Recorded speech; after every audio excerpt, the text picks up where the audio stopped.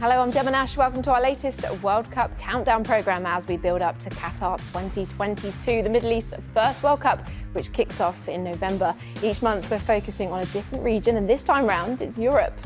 Here to talk us through it all, we're joined in the studio by Spanish World Cup winner Javi Martinez and former Scotland striker and beIN Sports analyst Andy Gray. We'll be taking a look at the defending champions France and see how well placed they are to do what no team has done since Brazil in 1962 and win back-to-back trophies. Cristiano Ronaldo realistically only has one shot left. Can he add a World Cup to the European Cup he won with Portugal back in 2016? And the new Premier League season has barely begun and already managers are complaining about a Winter World Cup. It will be, for me, a huge impact emotionally and physically on the guys who go to World Cup. So this World Cup happens at the wrong moment, for the wrong reasons.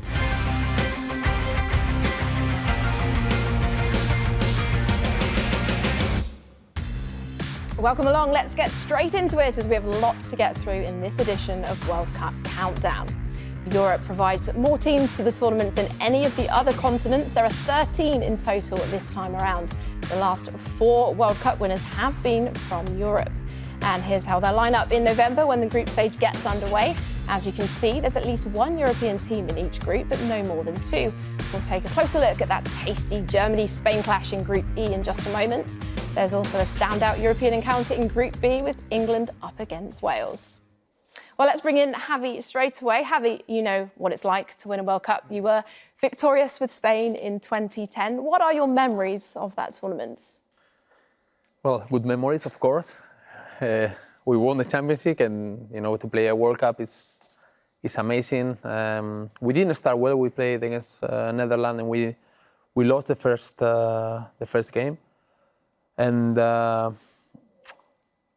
it's not easy the first game to lose, but that made us stronger, a better team. And I think that was one of the reasons why we won the championship.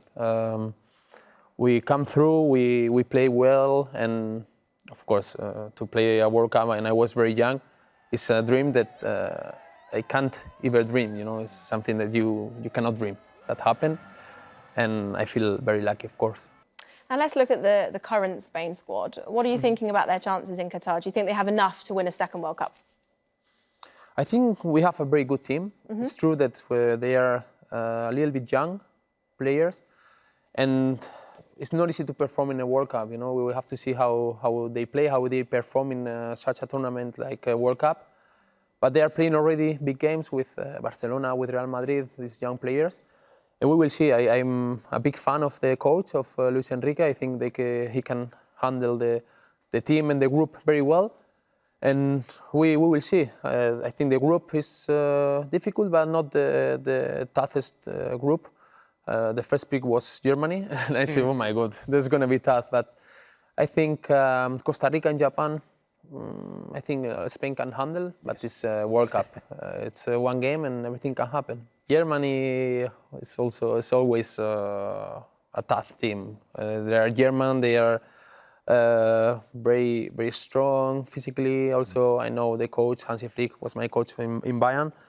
And he likes to play the ball, he likes to keep the ball, and I think it's going to be a fight to see which team keeps the ball. I think both teams want to have the ball, and I think that can be one of the keys of the game.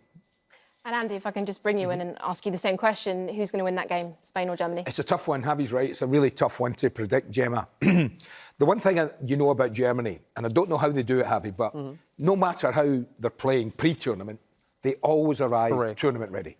You can always rely on the Germans getting to the World Cup from day one at it. I think Germany are still progressing. I don't think they're quite the finished article, but they've got some good experienced players, Goretzka, Müller, these type of players Kimmich, Kimmich, who are so important in a World Cup to have a bit of experience. Javi talked about the young Spanish side, so it's important that the people like Busquets, who have all the experience, and others help the young kids. And I like what they've got at the top end of the pitch, at the forwards. They've got, with Havertz and Werner and Musiala and others, and Kingsley Coman and Leroy Sané. I think Germany have more options at that end of the pitch than Spain have. Well, we're going to turn our attention now to the defending champions, France.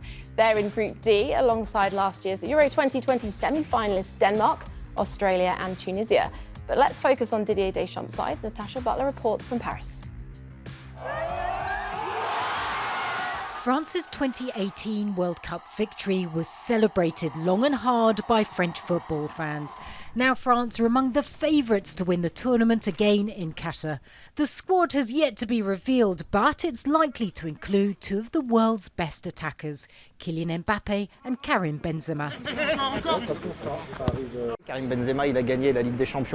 Karim Benzema pretty much won the Champions League on his own with Real Madrid, and Kylian Mbappe, by staying in PSG, stays in a club he knows. It gets rid of any doubts, and unless he was to be injured, he should be in good shape in Qatar. The France team has all the players you need to have a great World Cup, but the key will be whether they can play well together. There's little doubt that a third World Cup win for France would certainly inspire a whole new generation of footballers. At this amateur club in Paris, hopes are high for a France victory. We love football, so all of us coaches would be really happy, as it would motivate the children because the French team would show them how to lead. I'll watch the World Cup with my dad. I like this game, that's why I play. I'd be pleased because it's my country and it would be a miracle. The last time a team won consecutive World Cups, it was Brazil in 1962. As reigning champions, France will be under increased pressure as they defend their title. But they'll also know that having done it before, they could do it again. Natasha Butler, Al Jazeera, Paris. France first won the World Cup back in 1998, but in 2002 finished bottom of their group. David Trezeguet was part of both of those teams. He told Al Jazeera that the current squad has the quality to go all the way and retain the trophy. France are the team to beat because they're the world champions. They've got great quality individually and as a team. I see them getting to the final, even though the competition will be intense. Kylian Mbappe is the figurehead of the team. Even if there's quality throughout the whole squad, he's going to be the player who will really show his qualities. I think he's going to have an exceptional World Cup. So David Trezeguet there sounding pretty confident about his country's chances. Andy, I'm going to ask you this one. So France are many people's favourites to retain the trophy, but they were also favourites for the Euros last year, had a pretty disappointing tournament by their standards. So how do you expect them to perform in Qatar? Better, much better, Gemma. I think they did expect to do really well. They probably expected to go all the way in the Euros, and they were really disappointing. Some of the big players didn't turn up. I don't know why, but they didn't. But that, if you're a footballer, that will make the players that were there more determined to have a really good World Cup this time round.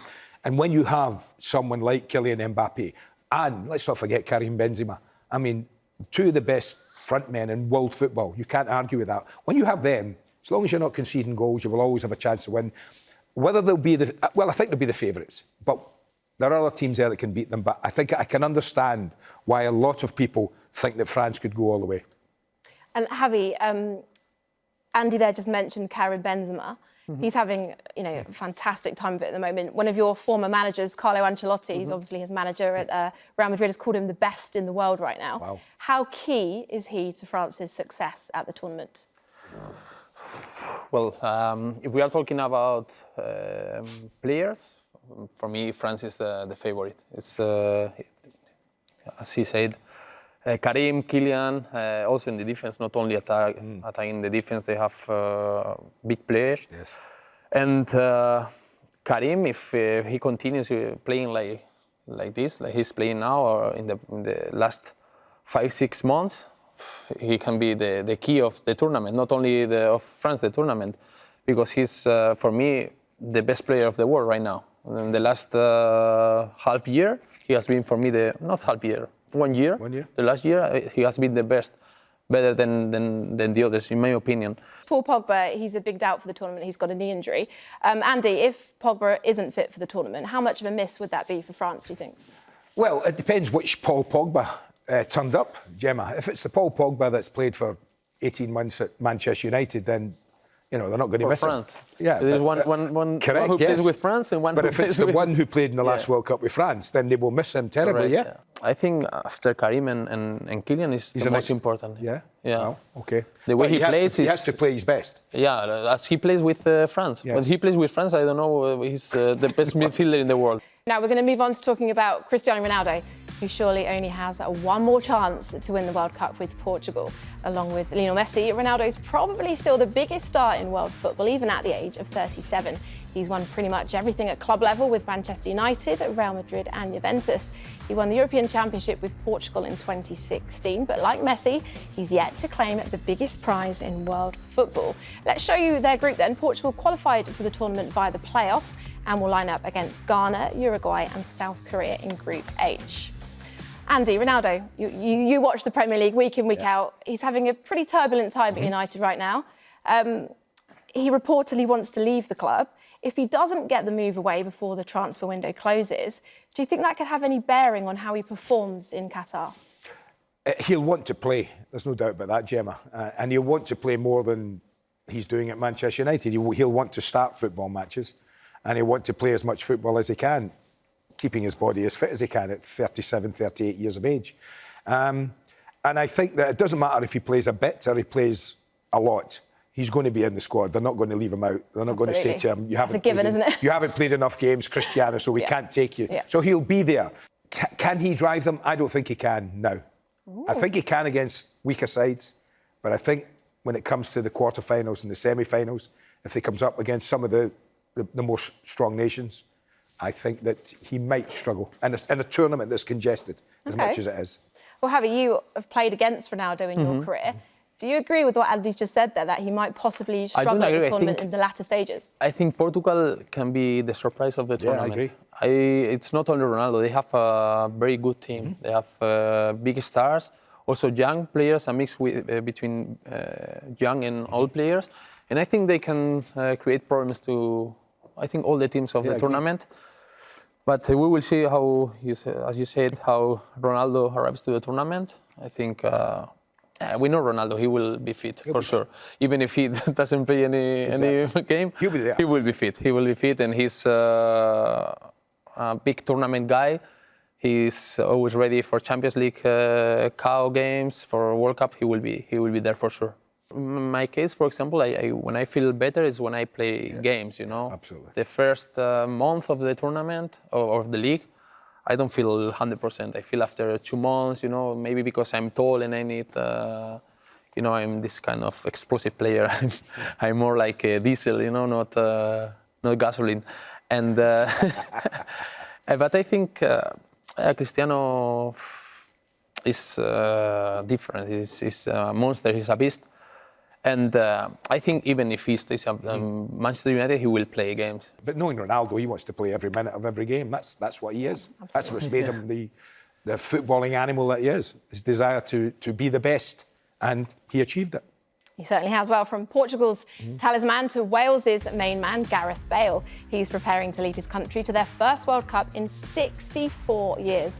It was his deflected free kick that secured their place at Qatar 2022 in the playoff against Ukraine, which means the 5-time Champions League winner now gets to play on football's biggest stage.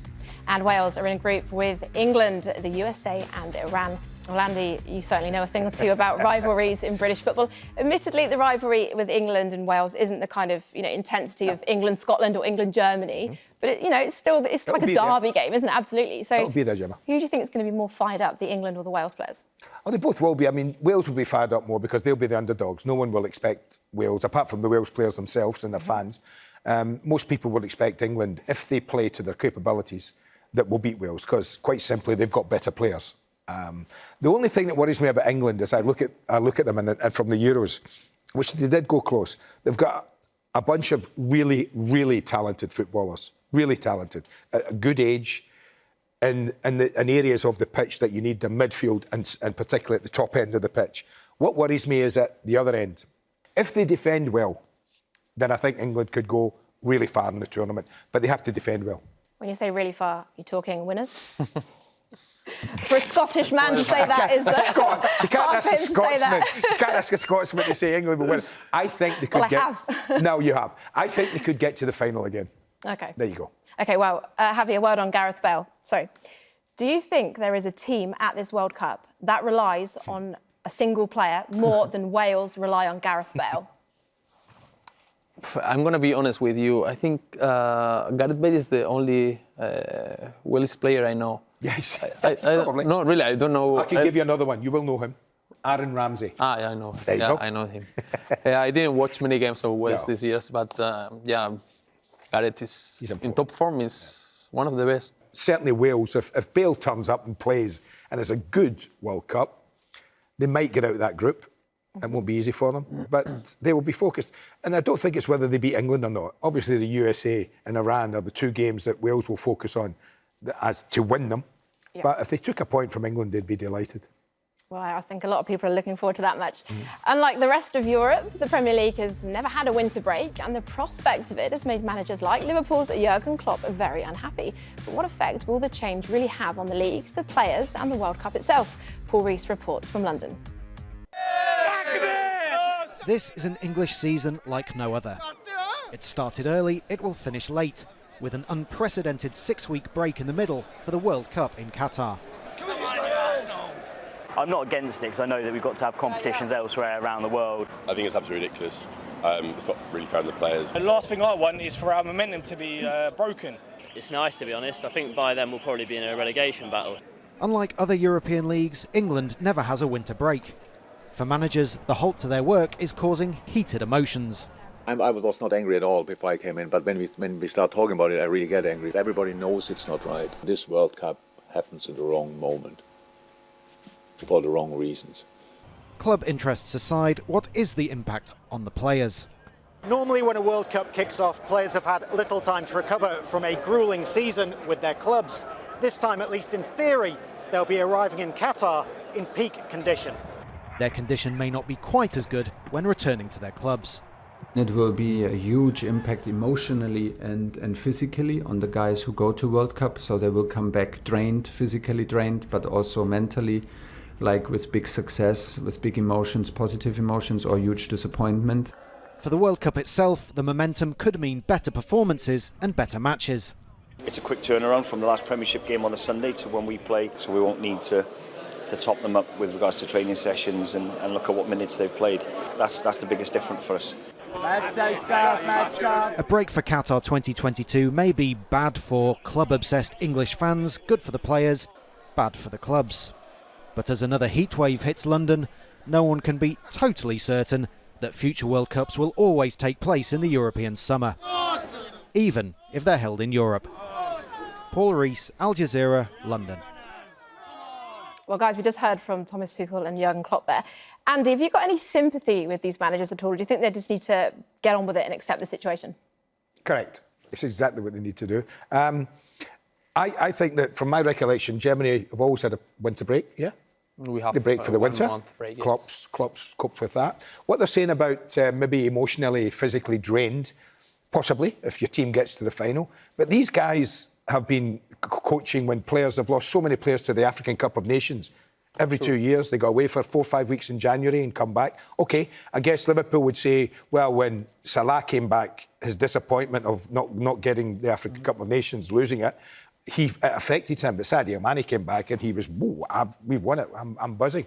So I understand what you're saying, but really, Gemma, in the world where we have 25 players all capable of playing first-team football for the teams, and only 2 teams will get to the final. We don't know how many of Jurgen Klopp's players will be in that final, if any.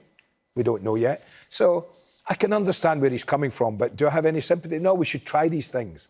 I think the players themselves who are going to compete in the World Cup, as was reported there, they arrive fitter than they will have ever been. Do you think that's going to affect the quality of the football? Do you think we're going to see perhaps the best quality football we've ever seen at a World Cup? I hope fresher so. Players? Well, let me tell you, the players will never have arrived at a major tournament in better physical condition than they will this, unless they're injured, of course, than they will this tournament. In my case, the best form was in November, December. There you go. And just quickly about the quick turnaround. So the main European leagues, they're finishing for the World Cup 12th, 13th of November. So some of these teams are maybe only going to have like 7 or 8 days before their first match. How will that affect them not getting with their national side sooner? 1 week is enough. I agree. I think sometimes you can have too much time. Sure. You know, with players You who can go overthink things. You're just sitting in a hotel for 2 weeks, you're thinking, I get up again, another training session. And I actually think that the shortness of time is better for the guys. Much better. Qatar, I think they are for 4 months in camp. That's right. 4 months. I mean, goodness me. How will they feel? Well, with all that time to prepare, surely they should be winning the thing. Anyway, time now to catch you up on what's been happening here in the host country, Qatar, where there's now less than 100 days to go until the World Cup kicks off. It was brought forward by 1 day to allow for Qatar to play in the first game. They'll now face Ecuador on November 20th, along with the opening ceremony. There's a huge excitement. It was building up over the last 12 years, but 100 days to go, you can feel it, you can touch it, you can taste it. And I think it's a matter of just, the final countdown now. The venue for the World Cup final, Lusail Stadium, has held its first match in the domestic Qatar Stars League. The 80,000-seater facility is the last of the 8 stadiums to be completed. It'll stage 10 games in the tournament altogether. The stadiums have been designed to help the organisers achieve their goal of staging the first carbon-neutral World Cup. Natasha Ghaname reports. Carbon dioxide, or CO2 emissions, soared to a record level last year. By several indexes, Qatar ranks high globally when it comes to CO2 emissions per capita. This November, the Gulf nation is pledging to host the first ever carbon-neutral World Cup. A lot of people will come to the Qatar by air, but the activities here within Qatar is designed in such a way that all the emissions associated, there will be a limited emissions, and these emissions will be balanced. The layout of stadiums over a small geographic area means once fans land in Qatar, they'll travel a relatively short distance by metro, electric bus, or car to matches in stadiums built with sustainability in mind. After football's premier spectacle is over, the CO2 emissions during the 28 days will be offset by investing in carbon credits. But a report by Carbon Market Watch says Qatar 2022's carbon-neutral plan is misleading and based on what it calls creative calculations. It is highly unlikely that this World Cup is going to be carbon neutral. It is not a credible claim, and there is a big risk that it's going to mislead the public into thinking that this has no impact on the climate when actually it definitely does. The organizing committee says Qatar's historic ambitions should be recognized, not criticized. It points to the almost 1 million square meters of green space created and a new solar power plant that will generate renewable energy for years after the tournament ends. We stand by our planning, we stand by our calculations, and we stand by our plans to offset what's remaining in the best possible way with the best information that we have.